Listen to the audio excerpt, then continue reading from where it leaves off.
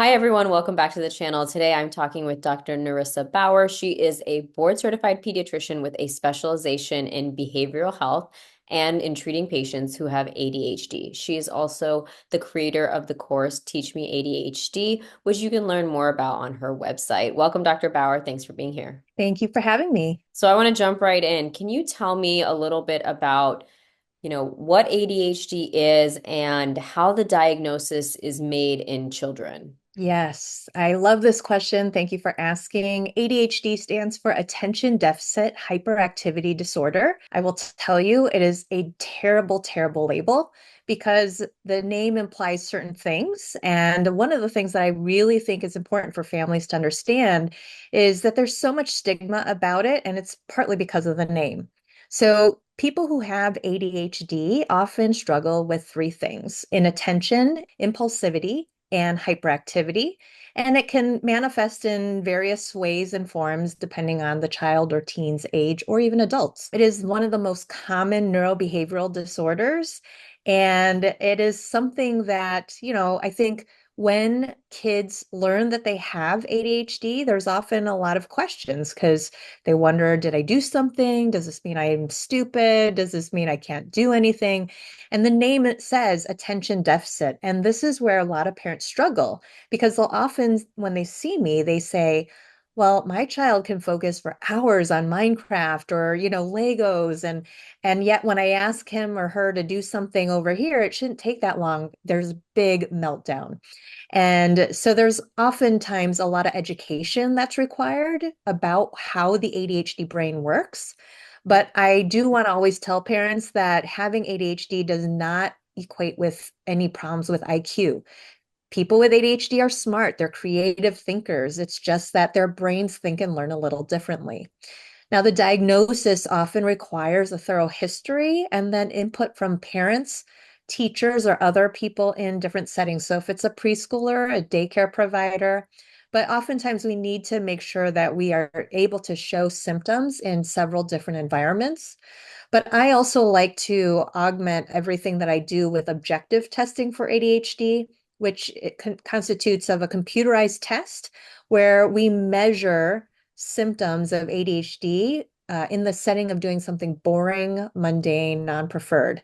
So that's how we capture those signs of ADHD. So that, along with subjective reports, thorough history, and observation, are what's needed to make a diagnosis. And how early in children could this be diagnosed? Because as a mom myself, I hear a lot of other moms, and even, I've had experiences where, people are labeling a child as having ADHD, and then that has a lot of negative connotations. So, what's your professional opinion in how early you can really tell that this is for sure ADHD? Yeah, I mean, there are clinical care guidelines, and we know from the PAT study or preschoolers with ADHD treatment study that, you know, people who are qualified to make this diagnosis can make the diagnosis in kids as young as 4. Previously, people would not want to make a diagnosis before entering formal school around 6 or 7. But, I think a lot has gone into understanding and a lot of research and what we're learning about ADHD is that yes, preschoolers can be diagnosed with ADHD. But, I mean, the issue is that, ADHD involves lagging skills in executive function, which means that the frontal lobes of the brain is still maturing until the age of 25. And so sometimes parents are wondering, like, is this normal, or is this just, that my child's just, young for their age, or is this something else? And that's where, I like to tell parents that if you have any question, do not hesitate to talk to your child's doctor. Even though pediatricians routinely give vaccines and do checkups and all of this, they do want to know and monitor your child's behavior and well-being, also emotional well-being. And this is one of the very common things that we see in our office. About 50% of office visits are around behavior and mental and emotional issues. So I would always start with your child's pediatrician. They have the background knowledge of you and your family, but it's going to be important to understand how your child is doing at home and school so we can make sure that it's not just a parenting thing, or it's not just a conflict with a peer at school. It's something that has symptoms that is affecting your child in being able to thrive. You had mentioned those three symptoms. Yes, inattention, impulsivity, and hyperactivity. So, do all three need to be present for the diagnosis? Yeah, so back in the day, we used to say ADD versus ADHD. We don't do that anymore. Everybody who gets the diagnosis, it has the label ADHD, okay? But we qualify that based on symptom presentation. So there is a hyperactive impulsive subtype, an inattentive subtype, and then a combined subtype where the individual has symptoms of all three of those things. The one other caveat, and the one that's not included in the name, is emotional dysregulation, which is very common in people with ADHD, but often not really understood, you know? So these are the times when kids will go from 0 to 60. You know, all get frustrated and angry, but it's the severity and the intensity of these emotions that surprise people. And so I often tell parents that ADHD really is not a behavior issue. It's a problem with regulating attention, impulses, and emotion to varying degrees. So when you had mentioned that a child is being asked to do a mundane task and they can focus on video games for hours or puzzles for hours or something they're interested in doing. I mean, I guess my question is like when I have to do a mundane task, I can't focus either. No, maybe I have it, but it's hard. Like I think isn't that almost normal to like not want to do something boring and then like of course, if someone's like, oh, go online shop, I'm sure I could online shop or browse online or scroll through Instagram for, several hours without being, quote unquote bored. So how do you distinguish that just sort of normal, like, okay, this is boring, nobody wants to do their taxes versus this is actually like a behavioral health problem? Yeah, so that's a great question. I mean, I think one of the things that people do who make the diagnosis, we rely on something called the DSM-5. And so that is a list of symptoms and criteria with which to make the diagnosis. Just having the symptoms doesn't automatically mean you have ADHD because there's so many other confounding factors, and it also has to impair the person at home and school. So just simply having those symptoms doesn't mean you necessarily have it, but it does take a careful evaluation to really see how it's impacting you day to day, and then also ruling out other coexisting things that can mimic or be related to ADHD and coexist, such as anxiety or depression or learning disabilities or autism even. There's a lot of overlap in those conditions, and, I think that's one of the things that families need to know is that, there's not a blood test to say, it's this. I can't swab your throat and say, hey, it's ADHD. We have to be looking at patterns and ways that these symptoms cluster, as well as taking account like family history too. That's also important. So is ADHD partially genetic or not necessarily? Yes. Oh, yes. It runs in families. It's not uncommon. Oftentimes, like when I'm assessing a child or a teen, and then the family's learning about ADHD, and all of a sudden the parent comes to me and says, you know what? I think I might actually have this, because it is very common in families, and oftentimes will go undiagnosed. Is there a gene associated with it, or how is it familial? It's multifactorial. There's a lot of different associations, but we do know that there are lots of studies to suggest that it's very common. So if you have twins, right, they're a higher rate of ADHD. Also, if one parent has it, the child can have it. So there is definitely a genetic influence for sure. And do you feel like it would present at the same age for those children as it did in the adult? No, no. So we talk oftentimes of different peaks of ADHD. And so sometimes that hyperactive, impulsive type of ADHD, those are kids that are going to present way earlier. So I often will see those kids Some mostly males, but not always, where they're running out of the classroom, they're climbing up on walls, they're getting in trouble because they're hitting their friends or whatever. They can't sit still and they can't sit at circle time. So that's oftentimes a time where we see a lot of ADHD. And then again, around the fourth grade time is another peak because prior to that, kids are learning to read, and then at fourth grade, they're reading to learn, which is a very different skill set. And so that's when we see a higher peak of ADHD inattentive type, because you sort of have to keep different information in mind and then be able to go back to it and implement it. And so it just takes a higher level of executive function that sometimes is lagging in individuals with ADHD. So another question that I had is, are the rates of ADHD going up with, let's say, like the increased use of digital devices, screen time? Is that playing a role in how often you're seeing ADHD? Yes, I get asked this question a lot, and I think it's multifactorial. I think there's so many reasons why we're seeing a greater increase in ADHD diagnosis.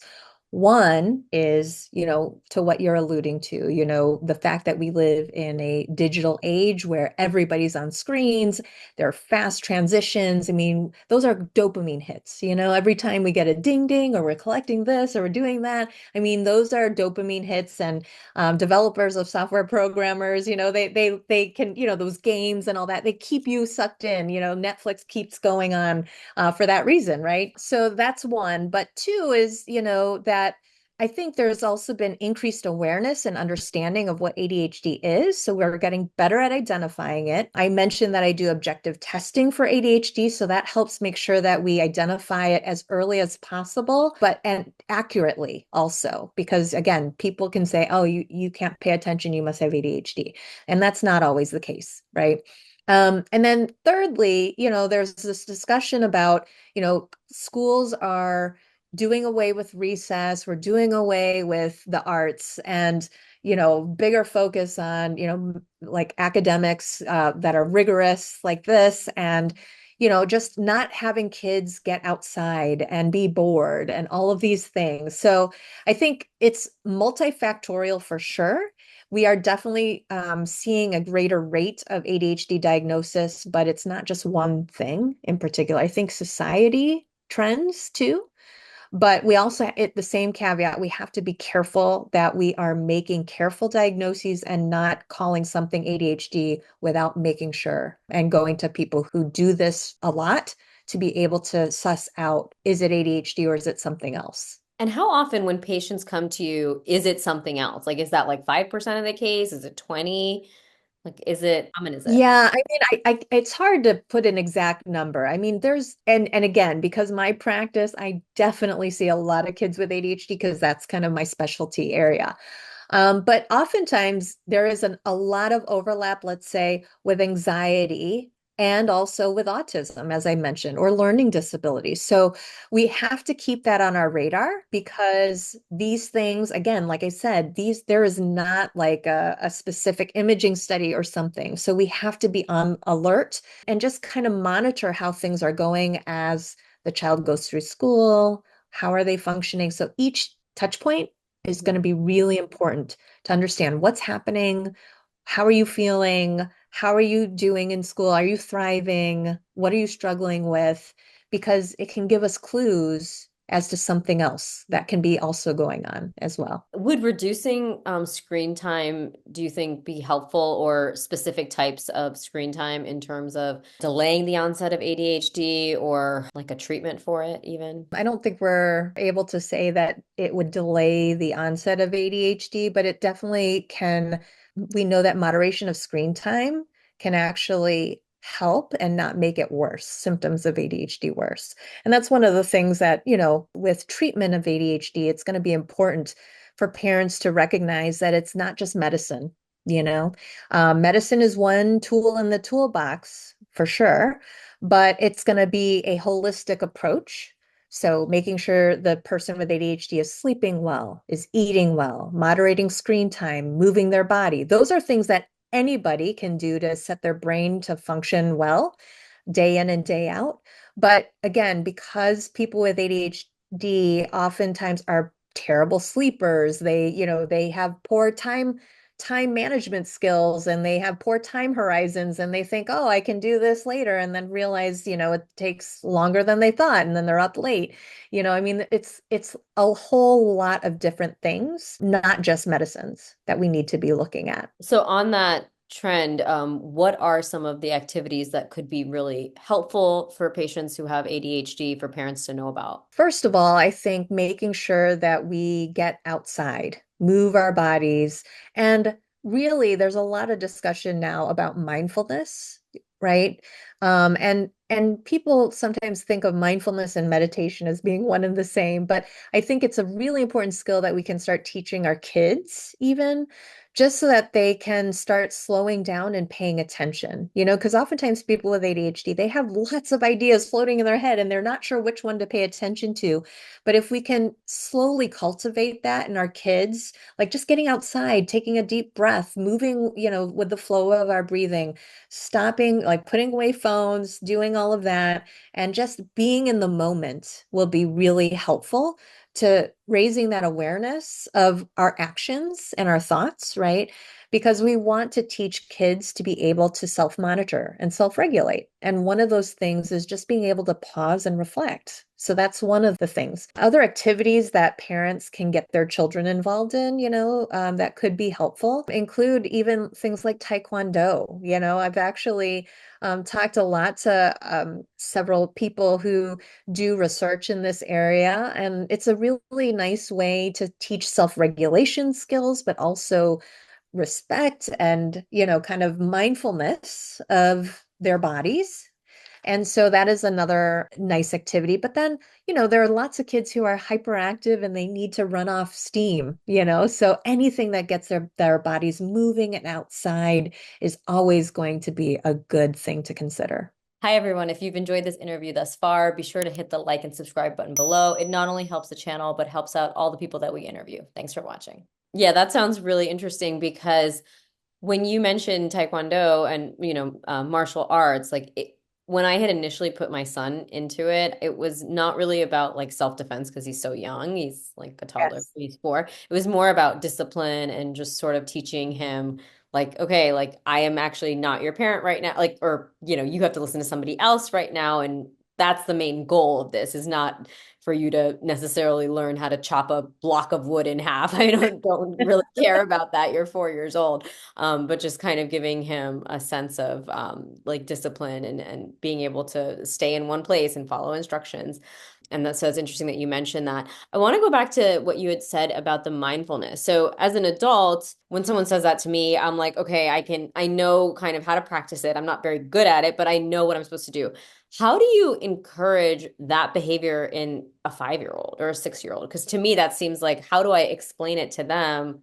You need to be like mindful. Yeah, I mean, there are lots of fun different ways to engage this discussion with kids, even considering like, taste tests, seeing if like you give them a Hershey kiss and put it in their mouth and have them just don't bite it, like let it melt and then talk about that sensation, what it tastes like, how it smells, all those things. That's a real simple way to start building mindfulness because you're having them pause, kind of like because most of the time kids will just put that and start chewing and it's gone before you know it. So we want to sort of help them pause and actually slow down. So that is a simple way for, especially for young kids, whenever you're eating something, when you're going out, like, oh, hold on, what does it look like? What does it smell like? What do you think? Like when we cut it up this way, so even all those questions where you're prompting them to stop and consider something, you're building mindfulness. You're building the ability to pause before they act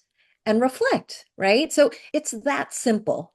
But if we can teach them that kind of line of inquiry, even with eating, you can translate that into behaviors or, like if you have an issue come up at the playground and you want to kind of debrief about it later with your child, we can talk about, oh gosh, that didn't go so well, and how do you think like that action worked with that child, and what do we think we can do again, and then having them practice that. I mean, again, we want to help build their awareness of their action and the effect it has on others. But again, that simple act of just pausing when you're calm, talking about what happened, what you observed, and then talking it through and getting a sense of what they're thinking when it happened as well. Again, we're just trying to bring that awareness to their thoughts and feelings in the moment, even if we have to do it later, because they don't oftentimes have that like attention span, or they're just like quick to respond. But anytime that we can go back without shame or judgment and talk through that problematic episode and then think with them, what can we do next time? You're building mindfulness there. Yeah, no, that's incredibly helpful. I'm gonna start doing that with my ch I mean, I don't know or don't really know if they have ADHD, or at least I don't Uh-huh. think so, but that I think that's just a great practice because we should all be more mindful, and it's good to be aware. And in this world of like, you know, every show you can just scroll to the next show. I mean, we grew up in the days of commercials and like, having to Yes. run to the bathroom, during a commercial break so you didn't miss a show, and like they're just like, "Oh, just pause it, do what I need to do." Yeah, you can't record it, anything like that. Yeah, live TV. I get it. Yeah. And it's one of those things. I think in the digital age, talking about that again. I mean, there are rapid scene changes. Everything moves. Like you can just get something. You want something, you don't even have to go out your door. You just shop for it online, right? You don't even have to wait. With Amazon, you get something the next day, right? So I think again, if we can just connect with our children. And sometimes it can be really hard because you want them to comply with your requests, but sometimes the act of just even trying to get them to comply can lead to a lot of, conflict and all of that. And when you find yourself in those situations, it's much better to just be like, okay, hold on, let's reset, let's just connect, let's talk about like what's happening here. That's going to be a much better way to serve you and to help you and your child move forward. You had mentioned that there are other problems that can come along with ADHD, one of them being anxiety. Can you talk a little bit more about how anxiety and ADHD can kind of come together, or how you would distinguish between them? Yeah, I mean, that is a very common condition that coexists with ADHD, or it can mimic ADHD. So, as I had said before, prior to using objective testing as part of my assessment of ADHD, we routinely rely on getting parent report and teacher report, which means validated rating scales, right? But that's just giving us a snapshot in time. But kids can often look like they're inattentive, but really what's driving that looking like being inattentive is anxiety, like thinking about like, oh my gosh, is my teacher going to call on me? Or what if I say something wrong and the people make fun of me? Or, so there's kids can look inattentive, but it can be not just ADHD, right? So we really need to understand. And that's why it's important to empower kids to feel like they are in a safe place to be able to talk about what they're thinking and feeling. Because I often will tell kids when I meet them for the first time, I say, one of the things that I need to do is to get to know you, and I'll be asking a lot of questions.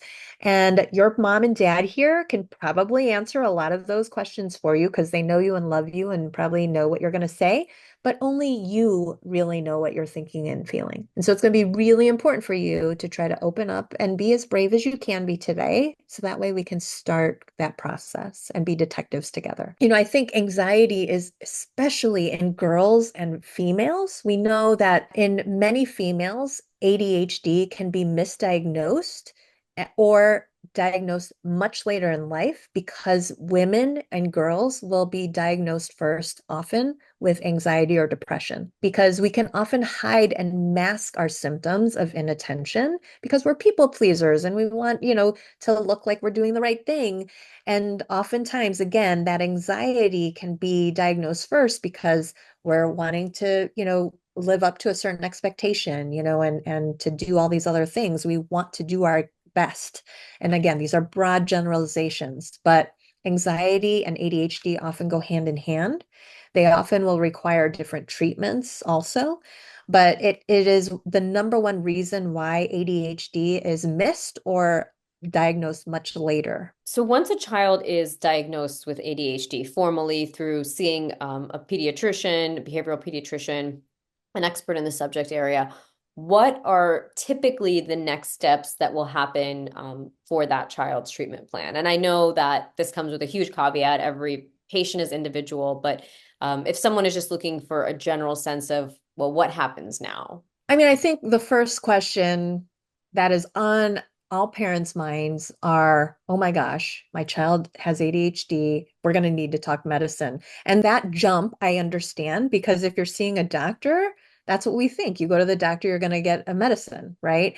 And a lot of parents have a lot of different views on medicine. Sometimes they're like, my kid's too young. I don't want them on a medicine. Can we do everything else? And or, yes, we need a medicine. We're drowning over here. We need something, you're right. So, I mean, I think parents need to first know that they're always going to be in the driver's seat. They don't have to do something that they're not ready for, but they need to know that once we have a diagnosis, we need to think about, okay, what's the next step? And part of this is creating a treatment plan or a care plan, is what I like to talk with families about.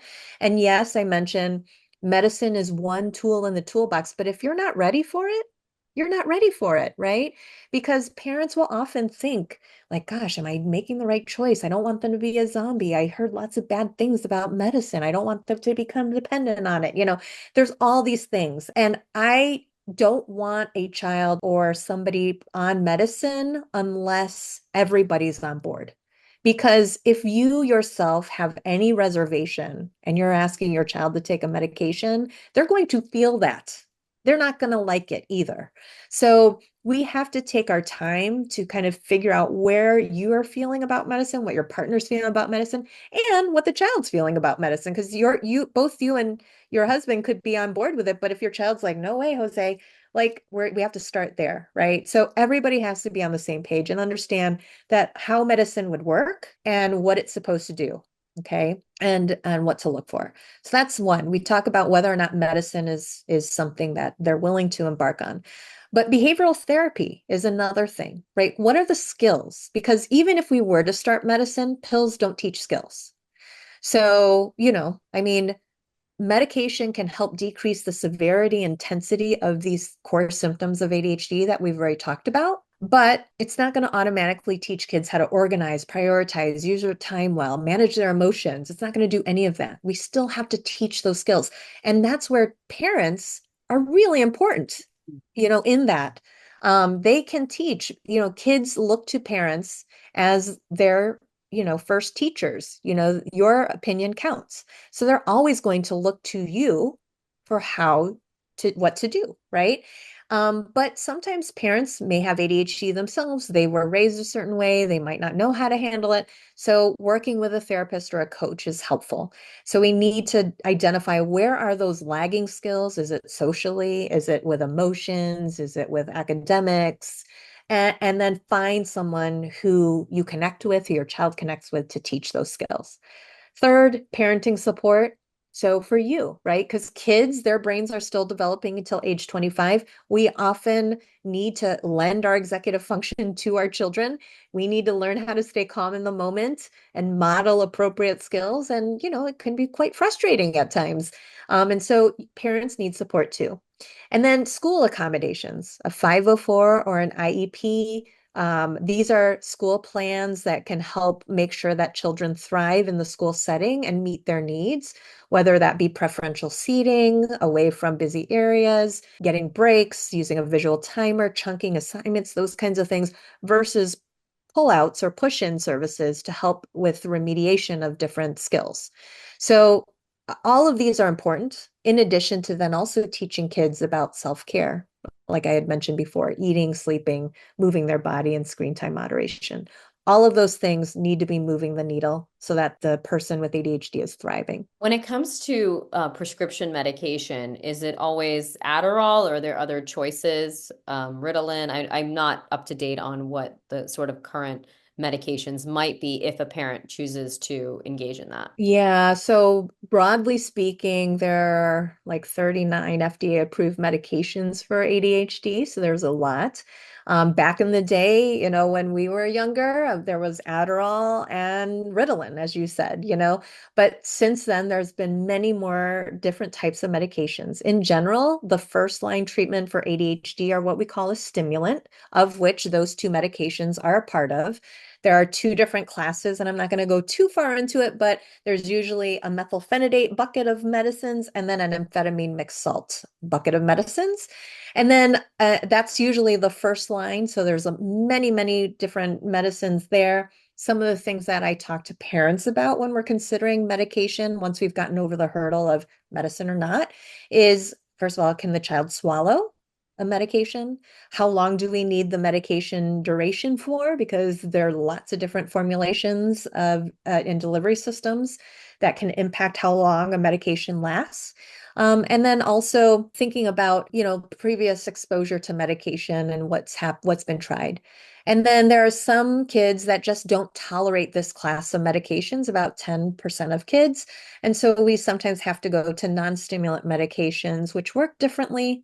Stimulant medications are in and out the same day, which is kind of nice because then we can kind of try something, and if we don't like it, we can stop it with no harm. But non-stimulant medications take at least 3 to 4 weeks of taking it consistently before we see an effect. And so, your doctor would choose one versus the other depending on a lot of different factors. So always talk to your child's doctor about that.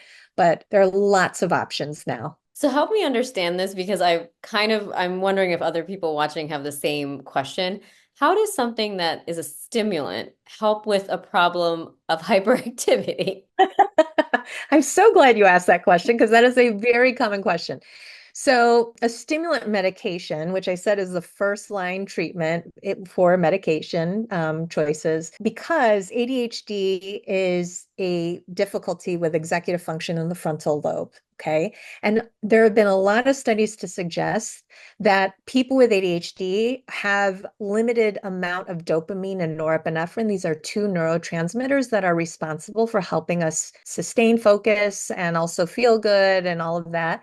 And so medications work by boosting or stimulating this part of your brain. Okay. So that's where that stimulant label comes from, not because we want our kids to be much more hyperactive. It sort of helps them focus in. Yeah. So it stimulates this part of the brain that has lagging skills because there's not as much dopamine and norepinephrine there. Okay, that makes a lot of sense. Because I always was like, why would you want to stimulate a system that's already hyperactive and impulsive? Like that seems like not the right situation, but it's stimulating a very specific part of the brain to have better executive function, as you mentioned. Yeah. So you had mentioned that there were 39 different medications now, and when we were younger, it was, the only two that I realized was like Adderall and Ritalin. So clearly, there has been a lot more work in this field. What are some of the other resources, medications, things that are out there that parents and families can now look towards to help them with an ADHD diagnosis? So, I mean, there's a lot of different things up and coming. And, I probably shouldn't be the one going too far into some of these other areas, but they're really exciting because I think even though ADHD has been around for a long time, there is still so much work to do to better improve identification as well as treatment and getting these services covered, right? And accessibility. So there's a whole other realm of digital therapeutics, like video game treatments for ADHD, helping decrease impulsivity and response inhibition, working on executive function skills through a gamified format. There's also different supplements, but then the biggest thing that I've been working on is something called Teach Me ADHD. It's a course that I've developed that is for kids ages 8 to 12 to take with their parent. They should already have a diagnosis of ADHD, but oftentimes, when pediatricians see parents, just because of the nature of outpatient pediatrics, these appointments are very quick and there's high volume. A lot of pediatricians are seeing children with ADHD and are able to treat ADHD. However, oftentimes I did tell you behavioral therapy, parenting supports, working with the schools, that takes much more time. And so oftentimes parents are referred to parenting care and the child's referred to a therapist over here, and it's segmented. During COVID, I actually saw a lot more issues with just getting people connected to these resources.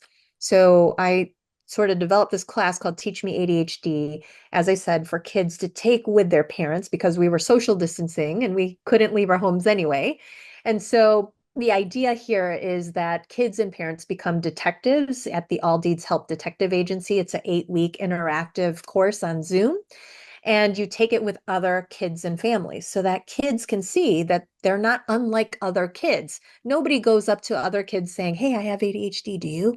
No, we don't do that. But it can be very isolating for kids, especially if they're getting a lot of negative feedback from their environment saying, "Why can't you sit still? Why can't you turn in your homework? Why do you keep doing this?" Right? So they get a lot of that negative self-talk building up in their heads, thinking, "I'm stupid. I'm dumb. Why is this? Why am I always getting in trouble?" So it helps them see other kids that are just like them, helps validate those experiences and those emotions. But then it also is an instant support system for families too. And through that 8-week course, what's unique about it is that kids and parents take it together, but we learn all about what ADHD is and what it isn't. We build systems during our family missions that they have to work on in between classes and take pictures of evidence to send back to headquarters. But we do it in a fun way, which really sparks communication, collaboration, and connection with the between the families and within the families. And that's the most important thing because at the end of the course, we want our kids to be able to advocate for themselves. They themselves are the only people who know what they're truly thinking and feeling. We want to equip our kids with the language so that they can interface with their doctors, with their therapists, with their teachers, and ask for help when they need it. They need to know what their brain needs. And so this course really does set them up to know that and how to give voice to those needs. And I know that you're based in Indiana, so can anyone in any location sign up for the Zoom course, or are there any restrictions in terms of location? No, no restrictions. In fact, since I've been doing this since October of 2020, we've served over 130 families across 18 or 19 states in Canada. So the only restriction is the time that it's being offered. But luckily, I now have a team of pediatricians who are also offering this. So hopefully, as we get more providers who are trained in this course, that we have more offerings that just make it easy for families to sign up for a time that works for them. But the commitment is 8 weeks, and you get full support from us at headquarters because learning something on Zoom, each class is 75 minutes, but you have a replay video supplement if you miss a class or you want a booster. And then we have group parent coaching calls twice a month as well, and then a podcast that you can listen to weekly. Wow, that's really comprehensive. And that's really amazing because I know that even to find someone to do this interview was so difficult because there are just not that many behavioral pediatricians out there. And like you mentioned, general pediatricians, they're just really busy and inundated with just the routine stuff, like let's just get you through like your what you need to do at this milestone, and plus all the sick patients that they're dealing with and all that stuff. So I think Yes. the resources when it comes to behavioral pediatrics are so limited. So that's amazing that you have that, and thank you for creating that for patients. Any final words but for patients or parents watching this that recently diagnosed with ADHD or think that their child might have ADHD? Yes, thank you. So if you have any concerns, I would say again, talk to your child's pediatrician and then get educated about what ADHD is. There are great resources out there, not only what I supply, but Attitude Magazine, Understood. These are great nonprofits. Chad. We have a lot of resources online. And I think part of the thing is that if we find the diagnosis early, we can help empower our kids to really understand that they're not broken, that they're not, that they're not capable of dreaming big. There are so many people with ADHD out there. We want to help them early so that they can learn to have that self-compassion for themselves. I'm not saying that living with ADHD after you take this class is going to be, easy. No. But I'm telling families that We want to give you the information so that way you all can talk about it in a positive and hopeful way and work through the challenges together because there are going to be challenges. But again, hoping that kids can learn to change that narrative so that way they don't inherently think that something's wrong with them or they're stupid or they're bad kids. They're not. Kids would if they could. We just have to help empower the entire family to work together. Awesome. Thank you so much for being here. I really found this discussion so fascinating, and best of luck to you in all your future work.